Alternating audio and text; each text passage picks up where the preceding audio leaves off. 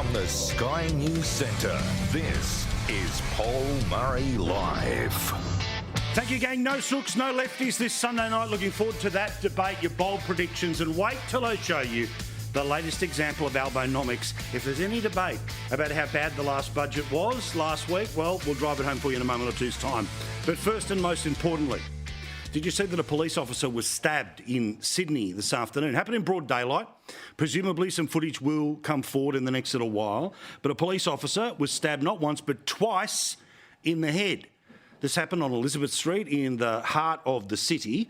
The person who police believe is responsible ultimately was tasered and taken into custody. Now, this does speak to a horrible problem that exists with knife crime, specifically knife crime in New South Wales and Sydney specifically. But this speaks to a broader issue I'll get to in a second. Here's what police updated this afternoon about this event. Shortly after 1 p.m. today, a 33-year-old male approached two constables who were performing traffic duties on the corner of Castlereagh and Park Street. That 33-year-old male has produced a kitchen-style knife about 30 centimetres long and stabbed the male constable in the back of the head a number of times. The injured officer and a female officer then given chase along Park Street up to Hyde Park near Elizabeth Street, where, assisted by a number of other police officers, that offender was arrested. Now, let's just all take a second. How bad is this? We're not talking about somebody who produced a weapon while they were being arrested. We're not talking about somebody who had produced their weapon in order to commit an earlier crime, and in the tussle of being arrested, the police officer was stabbed. No, as the police just told us, they were sitting there, this bloke comes up behind them, and twice in the back of the head, the officer is struck. Now, for very obvious reasons, if somebody's producing a blade, they want to hurt. If they're going after the head, well, pretty obvious that they want to kill. Now, charges will be laid in the next couple of hours, so we'll all be limited about what we can say from here. But this is a horrific incident and an example of the type of crap that police officers have to put up with every single day. Did you know that there are 2,500 assaults against police that happen each and every year? That's according to the crime statistics in New South Wales. Now, this was referred to as stable in the statistics, but when you break down 2,500, that is 6.9 or 7 assaults on police officers every single day. Sunday in winter, Thursday in summer, every single day.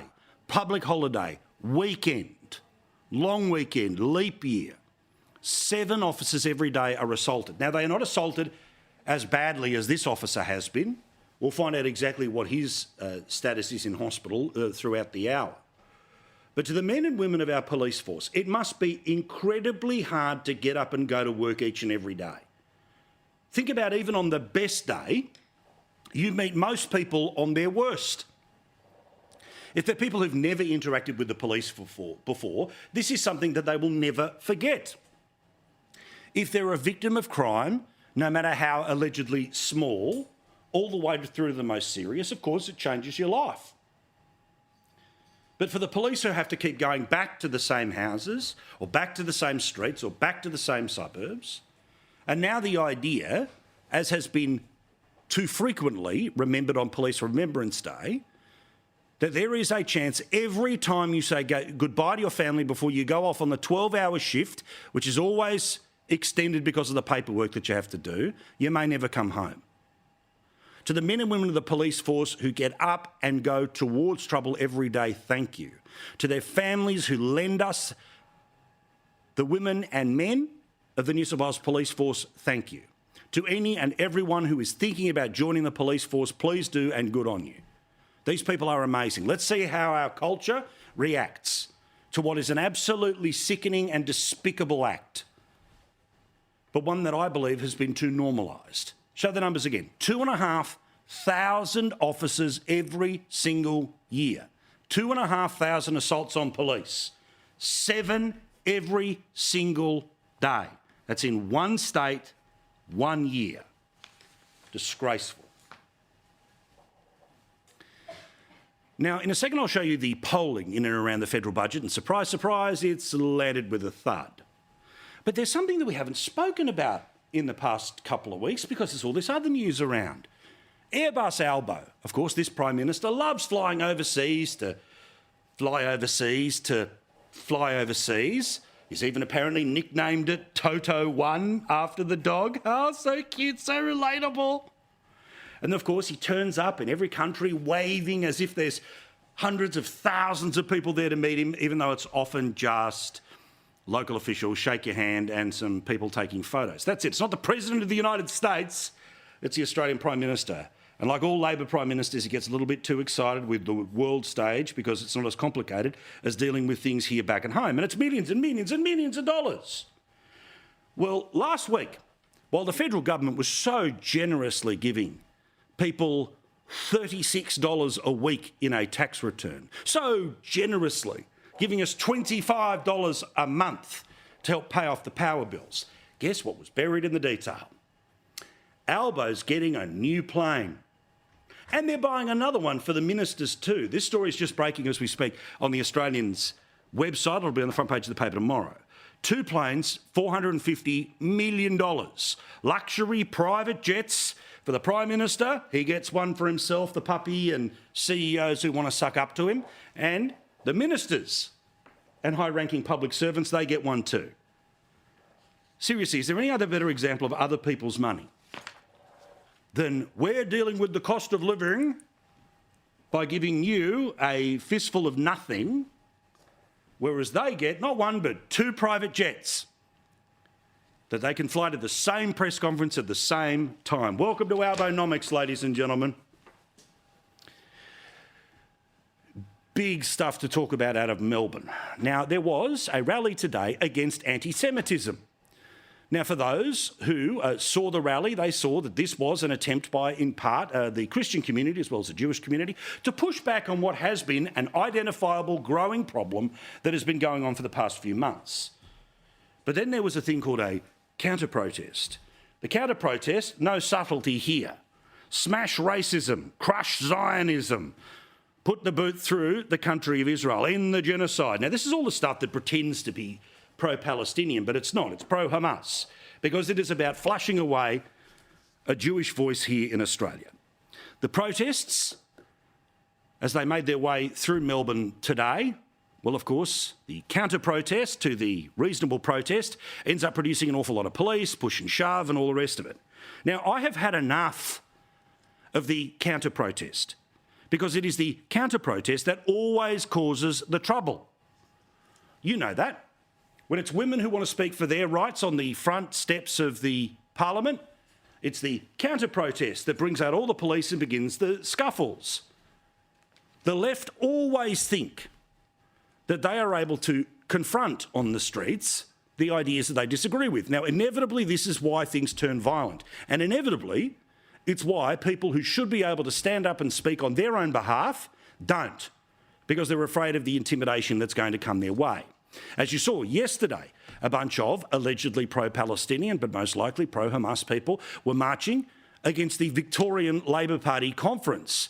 Amazingly, while they were inside and the doors were being kicked down, or kicked in, I should say, by the protesters, the Prime Minister was behind those locked doors telling delegates that they've done a wonderful job with social cohesion. The Premier, in response to these scenes out of the racecourse, I'm disgusted. No one should be cowed by these bullies. Jacinta Allen says, today's protests and intruders brought violence, homophobia and anti-Semitism to the front door of the state conference. I'm disgusted. No one could be cowed. No one should be cowed by these bullies. As Premier, my priority is a cohesive society where all Victorians feel safe and respected, and that's what she's allegedly fighting for. Well, what's the response to what happened today? What's the response to people who wanted to have an anti-Semitism rally, not pro-Israel, not thank goodness they're dropping the bombs, not let's take the death toll to 36, 37, 45,000 in Gaza. It was a protest trying to fight anti-Semitism, the hatred of Jews. Oh no, but that protest can't just happen. No, the people that are righteous, the ones that are right on man, decided to get in their face. Now, as you know, this is wildly complicated. But where the line is drawn very clearly for me is that when an event is being held to mourn the dead of October the 7th, yet people turn up on that same day to try to intimidate Jews, that is not for the Palestinian people. When there is a protest this weekend to stop anti-Semitism, people try to confront it and scream and carry on in their face. That is not for the people of Palestine.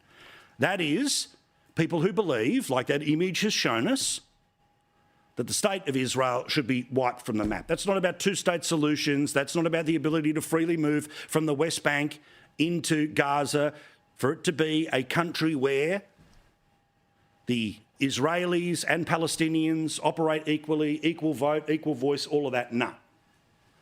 That is about the overt intimidation of one population. Now, there is an absolute reason why there are protests in our cities each and every week about tens of thousands of people being killed in Gaza. And you can simultaneously be somebody who, like myself, supports the state of Israel, but also believes there has to be a limit to what the response is to October the 7th. That's big and complicated, but the idea that people, frankly, intimidating Jews because they can and then pretending that they're doing it for the right reason is garbage, BS. Now, it's interesting. Behind closed doors at the Labor Party conference, that was the line in the sand for the Premier. What about what happened on the steps of the Parliament today? Let's see what she says tomorrow. After all, she's kind of been softly on many different allegedly pro-Palestinian, but at times pro-Hamas marches that have happened in Victoria. Now, as for the actual war itself, on this show I've always tried to tell you about what might move the needle. Now, without boring you, Benjamin Netanyahu is only the Prime Minister of Israel because of a coalition government. Now, that coalition government has got inside it some very hardcore people that have basically said they want to wipe Gaza off the map, through to supposedly more centrist or slightly left-leaning people. And one of the slightly left-leaning people is now saying they will walk away from the government and thus it will collapse.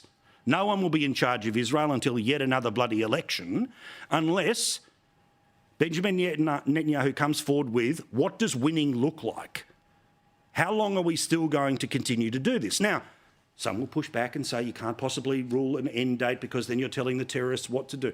The point is, for Benjamin Netanyahu to be in power, for his defence minister to stay in power, they need to have this coalition. The news is big tonight if one of the members of the coalition is willing to walk away from it unless those plans are articulated. You can like or dislike the news, that is the news tonight. We'll update you again in greater detail tomorrow. But again, one of the reasons why Israel is under the pressure that it is right now is because of the effect on Joe Biden electorally. You see, Joe Biden in the United States has a chance of losing the presidency because of younger voters who do not agree with his position. In fact, some 44% of Democratic registered voters responding to a poll just this weekend, last week, say that they disapprove of Biden's handling of the crisis. Democrats who have disapproved of his response and now say they are less likely to vote for Biden at all. Now, they're not going to go over and vote for Trump, but they're not going to vote for Biden. The question is, if all of this magically ended tomorrow, would they eventually come back to Joe Biden, or have we passed many, many points of no return and therefore they won't vote? So that's the politics, that's the news. Always try to tell you what's going on and we can all have our opinions after that. But it's pretty precarious in the United States for Joe Biden. It seems to be, if that coalition breaks, even more precarious for Benjamin Netanyahu. And whether that means you double down or you start to pull back, we'll all wait and see together. Now, while this weekend was supposedly all about the Prime Minister and the Treasurer going from coast to coast, from sea to shining sea, as we move around to tell us how amazing the federal budget was. Remember, best case scenario, average taxpayer, about 36 bucks in tax cuts per week. Think about your last weekend. How far would that have gone? Let alone $25 a month, $75 a quarter, or $300 a year, which you don't get, by the way. It's just paid to the power company to bribe them to not put up your bill that you end up getting. That's the government. But, as we showed you on Thursday, Peter Dutton, a lot clearer, a lot easier to understand than the if, buts, maybes, carry the one, stand on one finger, look for the asterisk that the government is putting forward. Now, he believes that one of the main things we have to do in this country is stop the number of people that are coming in. Not because he or anyone who supports him hates the colour of people, what they believe in, any racial issues. This is because we know when you've got already record waiting for ambulances, when you've got infrastructure that is crumbling, when you've got lines around the block for a house, adding more people to that is not very clever. So he says if he becomes Prime Minister, that he will absolutely take a slash for a couple of years to those that are coming into the country. We believe that by rebalancing the migration program and taking decisive action on the housing crisis, the Coalition can free up almost 40,000 additional homes in the first year and well over 100,000 homes in the first 5 years. We will reduce the permanent migration program by 25% from 185,000 to 140,000 for the first 2 years in recognition of the urgency of the crisis. Now, I love these people who say, well, hang on, but what about the skilled migrants? Yeah, there's place for them, but maybe not their families. Maybe not the extra world of foreign students. And I do love the foreign students argument. Now, for a couple of years, every university in the world, including ones here in Australia, learnt how to deliver degrees not in person. So could somebody please tell me why, if you want to study and you qualify to study and you pay up front to study at an Australian university, you can't do it on the internet from another country? Again, you were able to work from home to this very day in the public service. Why not study from home? Because apparently the economy is all connected to the many, many versions of the Ponzi scheme that just means keep adding more people, more people, more people. And everyone who clips a ticket makes money, but everyone else who is amongst the community sees the problems that exist as a result. So I think it's very clear. Let's cut immigration. Well, I'll tell you in a second why Australians agree with that and agree with it in absolute droves. But then there's the other issue, the issue that I talked about last week, the issue that I believe is being talked about in homes even more than the tax policy or energy policy, which is how the hell are their kids or grandkids going to be able to buy a house? Well, an idea that costs the government nothing, and don't you love all the Labor people saying, well, hang on, how do you cost it? This costs nothing. Ban the number of people from overseas bringing their money or sending their money here to bid against your kids and grandkids for a house.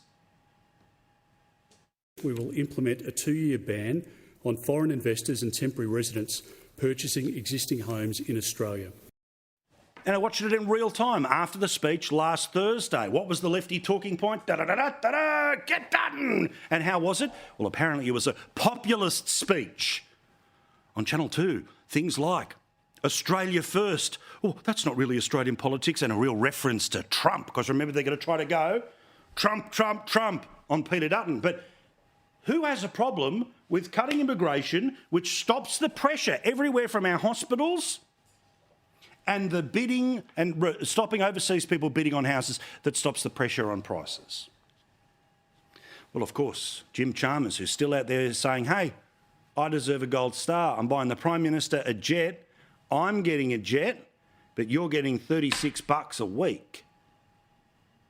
It'll cost the economy billions of dollars, but even the kinds of estimates that you will see are conservative, because it's not possible to fully capture the damage that Peter Dutton would do to the skills base of this country, to our hospitals, on our building sites, the sorts of things that he hasn't thought through.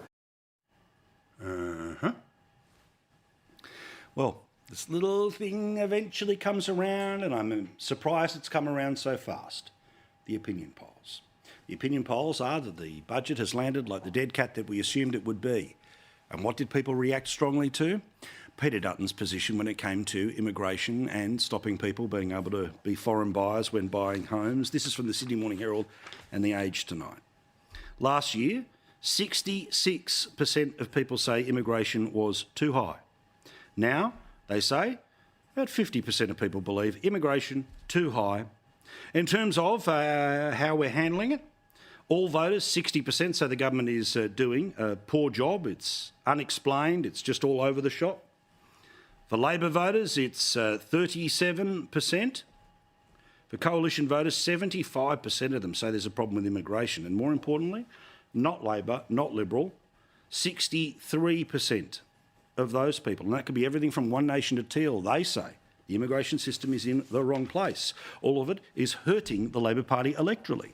Latest opinion poll. Remember, primary vote here. They were at, what, 32 at the last election? They're now down to 29 nationally. They are currently behind the Liberal Party on primary vote in New South Wales, Victoria, Queensland and the rest of the country. Nationally, it's 36% for the Liberal Party, 29% for the Labor Party. Now, obviously, once you put 2 and 2 together, you end up getting to, 39, 41. That with the Greens, which means they've got a fight on their hands. What would happen with One Nation preferences? What would happen with United Australia preferences? Well, if they do what they did in 2019, preference the Liberal Party, this thing's going to be close. If it's a pox on all your houses, well, then we get more of the same. But have a look at the comments in this poll released by the 9 newspapers, one of the most anti-Liberal lefty joints that are out there. Quote, these are voters. I can't understand why millionaires would be given support. They're just trying to buy votes. Yep, we said that on Budget 9. We're going backwards financially at a rate of knots. Yep, we said that on Budget 9. It's very frustrating to see the government not doing anything for workers but funding bludgers. We say that every night. The cost of living and who's going to help more in their budget proposals about which way they're going to vote. Well, again, cost of living, too little, too late. Empty promises and doublespeak from the government has turned me off. We've said it every night for 2 years. I'm always changing, but the latest budget figures have turned me back to the Liberals. Well, hopefully you'll stay there. I've tuned out of Labor and Albo. They don't listen or care about regional Australia. We've been saying it since day one. This budget's a joke. I'm not voting for them anymore. Well, good. I'm thinking of One Nation above the Libs as they're not offering enough to be different from Labor. Well, I reckon the immigration stuff's pretty significant, but anyway. It's out of control. So even if you vote One Nation, I think that person will end up preferencing the Libs. Now, in fairness, I do have to show you the polls that suggest that the changes to the Stage 3 tax cuts, the Made in Australia policy, the $1 billion to fight against domestic violence and the energy bill relief, well, they all got support from people. But no further detail there, no further breakdowns about whether they fully support or slightly support. So basically that's them trying to polish up their numbers. But the reality, even with that $300 energy stuff, which really works out at $25 a month, what about the millionaires who own more than one house, like this Labor MP? Is he going to claim it for every joint he owns, or just the one he lives in? Paul Fletcher, who asked that question, my understanding is he hasn't had much of a business career in his life. He's always been employed in government or in government relations. You know, he doesn't understand how hard it is to make payroll. He doesn't understand how hard it is for a small business to grow. The Treasurer has said is that for each house, where that house is tenanted and the tenant is paying the energy bill, the tenant is eligible for that rebate. Where Sure. a house is owned by an individual, that individual is eligible for the rebate. He owns more than one house that isn't tenanted.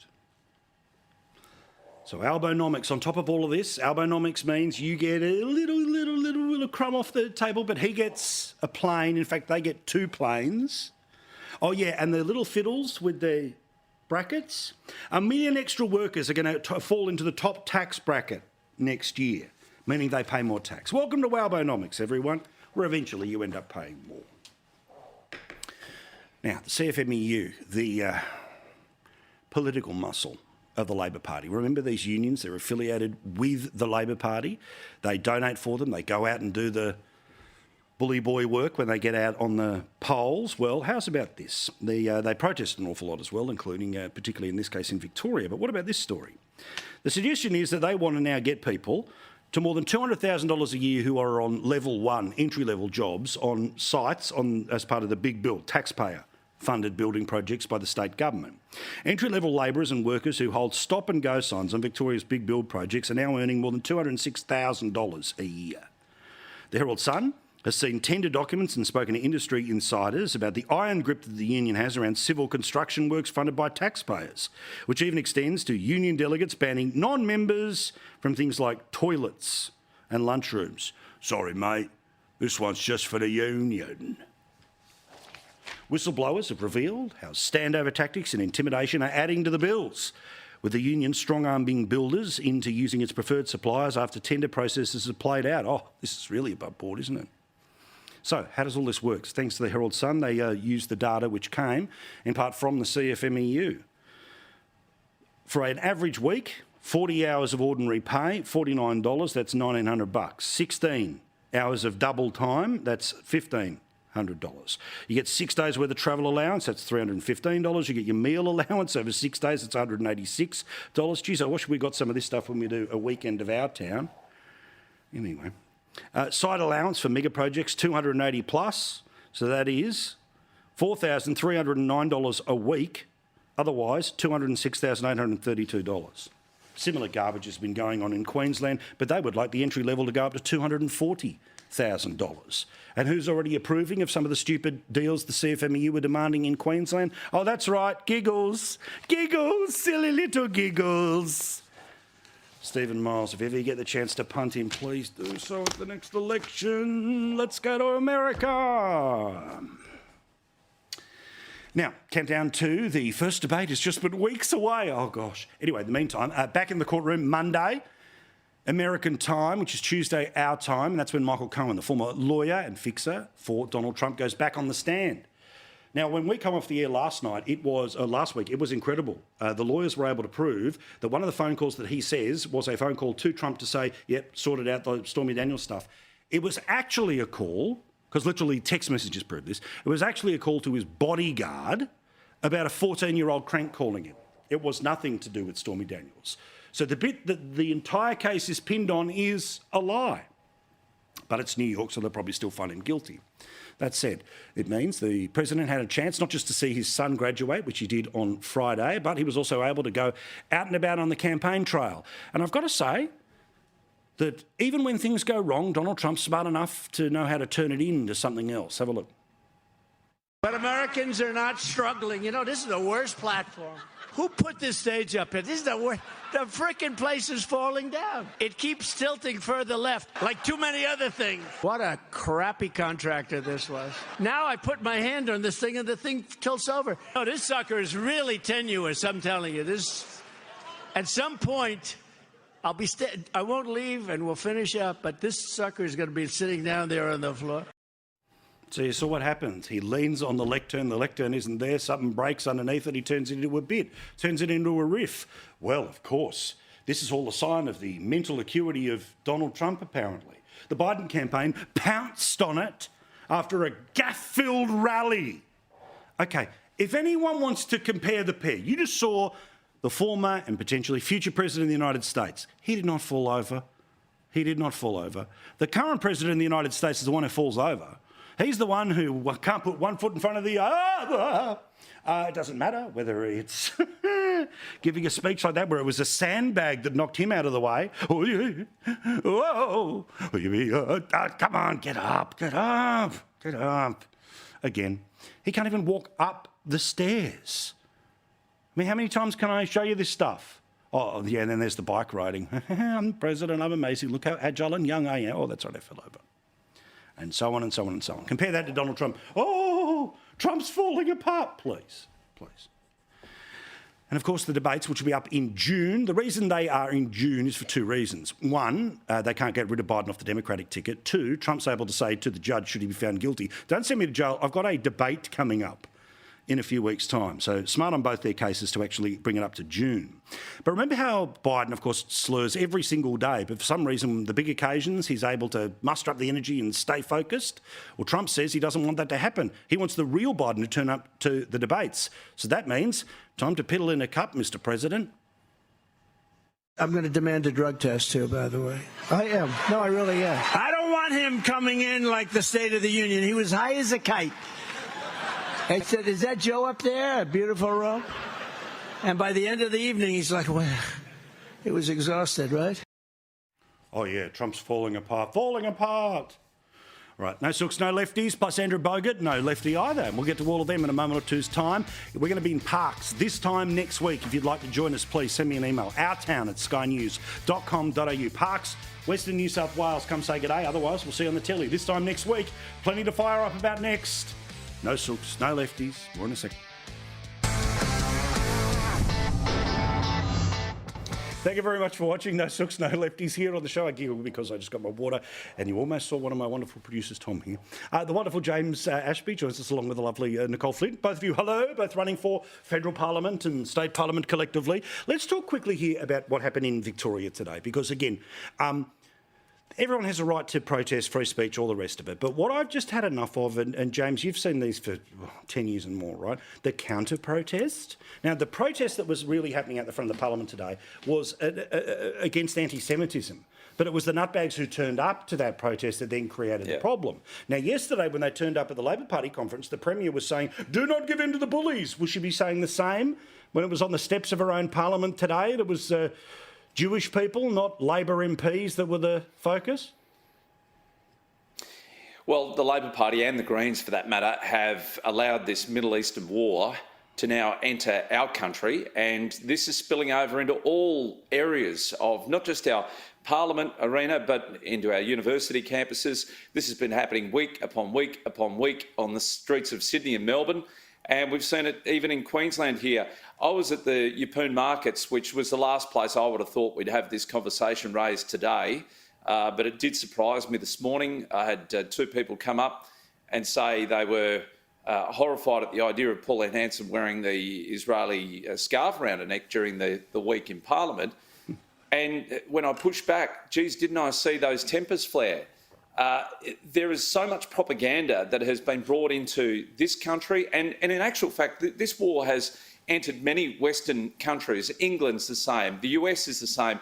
Enough is enough. We should have stamped this out when it started on our streets and at the Sydney Opera House. But instead, Labor have fanned the flames, and this is only worsening. It's got to end. Well, and again, Nicole, people are smart enough to know the difference between people who may well be marching in support of family members on the other side of the world, right? But when you're banging down the doors of the Labor Party conference or you're confronting people about anti-Semitism, you're actually you're people that are anti-Jewish and pro-Hamas. That's the reality. And I do think that there are gradients in this. This particular gradient is where I'm absolutely going to draw, triple lines. But again, as to James says, everyone bringing this stuff from overseas to the fight here. We don't want it. No. And that's why we have been traditionally one of the most successful migrant nations in the world, because people have come here for a new start and a new life, and they've left those past tensions behind. And I just don't know why this continuing aggression is being tolerated, Paul. I don't know why we haven't seen more arrests. I don't know why we haven't seen the use of human rights laws to address the deeply anti-Semitic commentary and placards and things that continue to be used. It's just not good enough. We need to take a much tougher stance. And as James said, in our universities as well. So we're seeing this behaviour on the streets. No wonder we're seeing it within our universities. And I just, am waiting for the University of Melbourne in particular, who have had a whole building shut down and classes abandoned because the pro-Palestine or pro-Hamas, whatever they're claiming to be, protesters have taken over a whole building. They need to take a leaf out of the president of Harvard's book, who shut down their encampment within 10 days because they said at Harvard there will be consequences for your actions. Now, what a novel idea. Why aren't we seeing more consequences for the actions of all of these aggressive protesters wherever they are? Well, let's imagine what would happen if there was, an encampment that the university bosses didn't agree with, how quickly that would be moved away, as opposed to what they've softly for a long time here. Now, Nicole, I think that Peter Dutton's budget response was bang on. Obviously, the Labor Party's going to come out and pretend there wasn't enough detail, please. How small was the target for this mob when they went into power, let alone they pretend they didn't lie about things like 275. And I tell you what, when you're going around and knocking on the doors of Boothby, if you're able to say no foreign buyers at auctions for the next couple of years and a massive cut in the number of people coming into the country, what do people say back? I have been so encouraged and pleased with the response to Peter Dutton's budget in reply address. There is so much support for what we're doing. And you know what people are saying, Paul? They're just like, thank goodness at last, some common sense action and real action, not just more platitudes and, as Labor keeps pretending that they're going to fix things and then giving us taxpayers' money back, like this $300 alleged cut in your power bills. Well, They promised to actually cut the price of power. They haven't cut the price of power. They're just using taxpayers' money and giving it back to us to pretend they're cutting the price of power. But no, Peter Dutton's budget in reply response has been extremely well received, and people are just so pleased to see a leader who has the courage to stand up and say what everyone else is thinking at long last, and to actually put some practical policies out there and some brave policies, because we know all of the left will just be, well, they already are, tearing him down because he's taken a brave stance on migration. I tell you what, the population, the members of my community, many of them, most of them, are welcoming it. Yeah. James, when you're at the markets, what do they talk about? Do they talk about the immigration side of it? Are they talking about the power side of it? What are they talking about?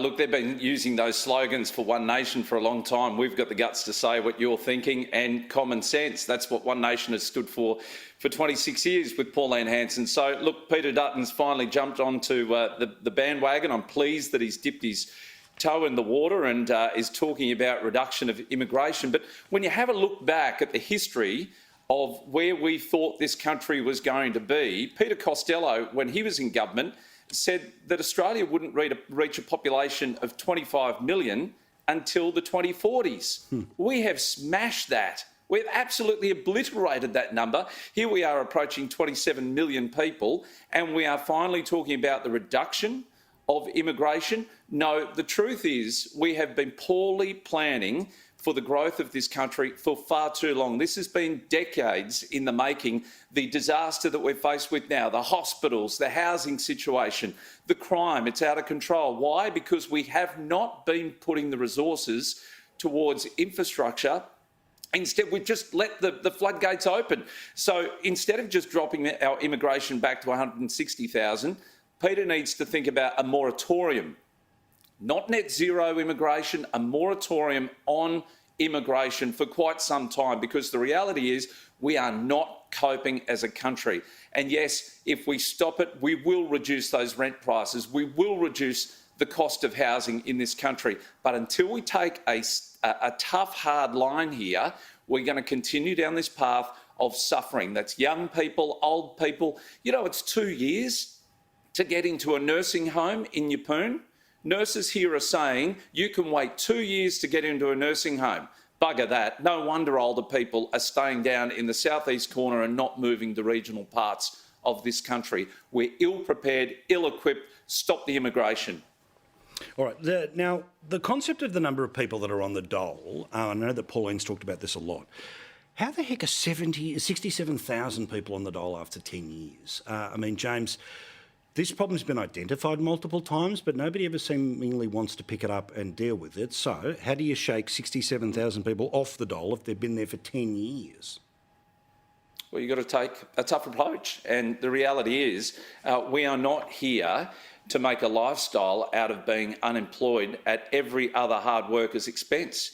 If you're a pensioner, you've earned your right to have some time to yourself and not work and rely on those who do work in this country for a better life. But those grubs that just want to sit there and constantly have their hand out, shame on you, because you're not only doing it to yourself, but you're also raising part of your family to think that that's okay as well. So we're ending up with multi-generations of these people that think it's okay to live off the taxpayer. Yeah. We've got to pull this up because it just can't keep going on. We're going to end up broke as a country, and we need people to go back to work, because at the end of the day, working's good for you as much as it is for the economy and for your own self-wealth as well. Yeah, absolutely. I mean, Nicole, people watching us right now, for whatever reason, if there's a person who can't work, there's a whole series of other categorisations or payments that one can go on to.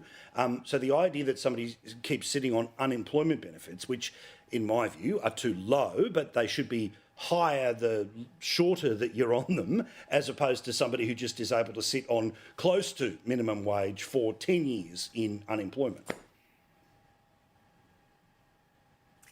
Yeah, it's pretty extraordinary to hear that length of time that people are spending on welfare. And I mean, I would imagine after a year or two, they've probably lost most of the skills they need to effectively operate in a workplace. And, you know, let's remember, not to put the burden onto businesses by forcing them or trying to force them to take on people who actually have lost all of the skills.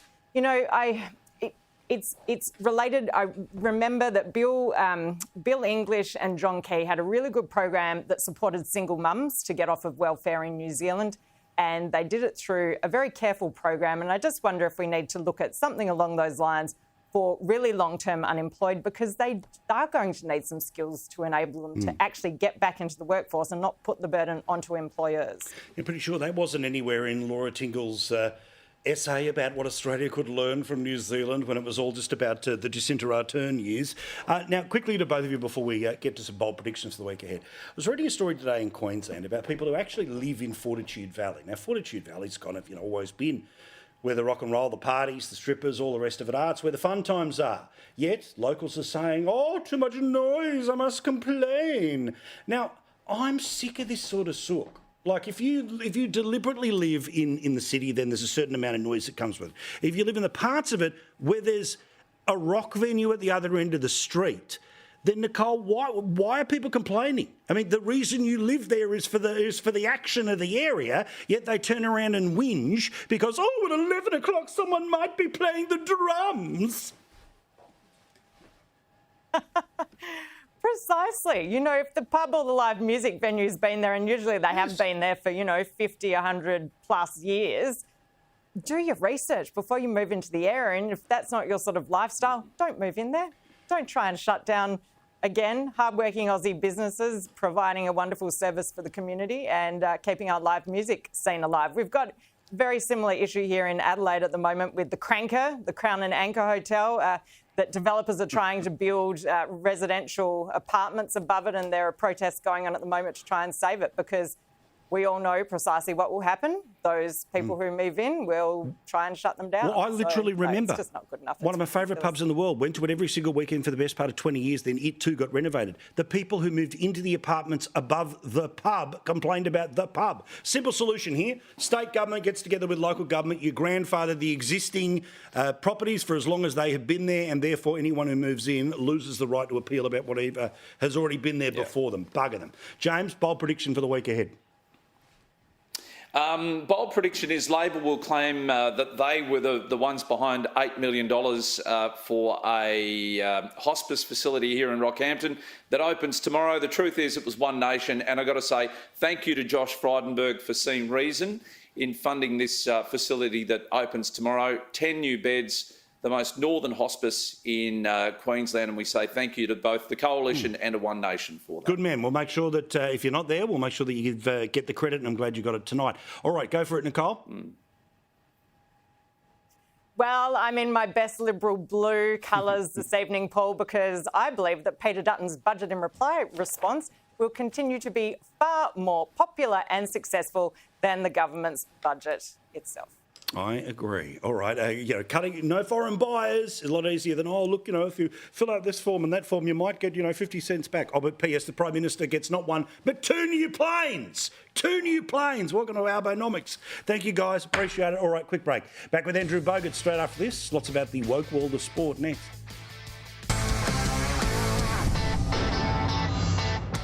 Thank you so much for watching wherever you happen to be. Let's have a chat right now with Andrew Bogut. Played basketball for his country and stands by it each and every day on Twitter, X, and on his podcast, the Rogues Bogues podcast. How are you, mate?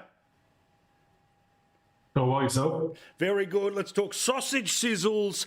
I can't believe this. There's a footy club, they have a sausage sizzle, and then somebody who is operating the sausage sizzle blows up about the sausage sizzle. Yeah, it's fun times. Just trying to, generally feed the kids and the parents and stuff like that, or maybe provide a club fundraiser, and you have someone arcing up about their cause or their political stance on things. It'd be really hard to put competitions and fundraisers together these days, I reckon, Paul. Yeah, a little bit hard. Look, again, if you're vegan, good luck to you. There's lots of things you can do in and around the club, but you don't have to change the Stags don't have to change because you are the one that wants it to change. There's plenty of other places to go to. Now, I wanted to talk to you about Tom Brady. Now, millions of people around the world, I don't know how many watching us right now, but certainly millions of people around the world watch the Tom Brady roast. Now, anyone who knows the form of roast comedy, this is when a bunch of people who know you and a bunch of comedians who don't deliberately say the meanest possible things about you for the amusement of the audience, and at one point I'm sure it was to raise money for charity. But Tom Brady got paid like $20 million, yes, that much, for one night to sit there for 3 hours and cop it. But he's come out and said, oh, I regret doing it now. Hang on, why? He got the $20 million and he knew what he was in for. Yeah, I think I watched the roast. First hour was pretty good. The rest was pretty crap, in my opinion. But look, if you're his kid watching it, you know, probably having cracks at their mother, their kids. Probably not something you want to watch, and probably something you regret. I'm not sure he needed the money to do it, so maybe he should have thought it through a little bit better. But yeah, those things are pretty brutal, and there was a lot of kind of stuff that went way over the line. But that's kind of the point of them. It's kind of car crash humour where you can't look away. They literally joke about teammates that were involved in murder. Like, that's how hardcore, let alone the sort of, you know, what his ex-wife may or may not be doing, as you say. Now, about concussions, what do you think of this report that such a significant number, was it 1 in 10? So 10% of all AFL players are hiding what's actually going on between their ears. Pretty concerning. You know, I've only had one concussion, which I was out for a couple of weeks. It took me a while to get back into training and whatnot. I was getting dizzy and all that kind of stuff. And thankfully, only one. I've had teammates that have had multiples, and it's tough because you still want to be out there for the guys and play. And I know there's clubs and people out there in all sports that will try to press you to put you back on the field faster, have you play through things. If it's a big game, middle of a big game, you know, preliminary final, grand final, I just suck it up and you'll be all right. But now knowing what we know about CTE and the long-term effects, it's pretty testy waters. I'd be, you know, really interested to see clubs. I don't think it'd be officials pushing it just because I think the ramifications are so big, but it's just something that you can't avoid with contact sport, even something like basketball, which isn't a direct contact sport all the time. There's multiple concussions. So you got to tread cautiously, and I think you definitely don't like hearing those kind of numbers. I mean, to me, it would seem obvious if it's not already happening, but there's got to be some sort of a test that can be done game day, 2 days later, 4 days later, and players just know they've got to go through it. It's done independently, so you don't have, you know, a club doctor or pressure on a club. And I know it's frustrating for the player who feels fit enough, and the officials who think it's all okay, but yeah.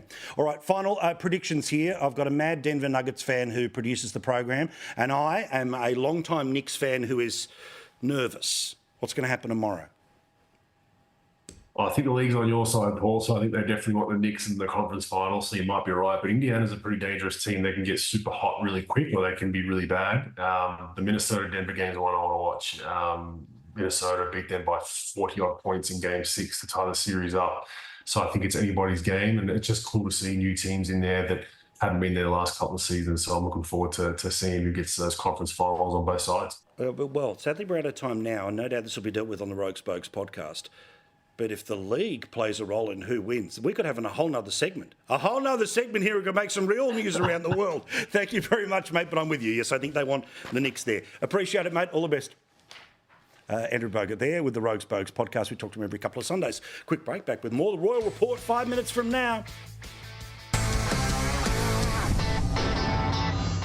A couple of weeks ago, there was a cool art installation which meant that the people of Dublin could wave at the people of New York City. The only problem is that the great idea turned out to be a bit of a problem because, you see, people would walk up to the portal and do things like this.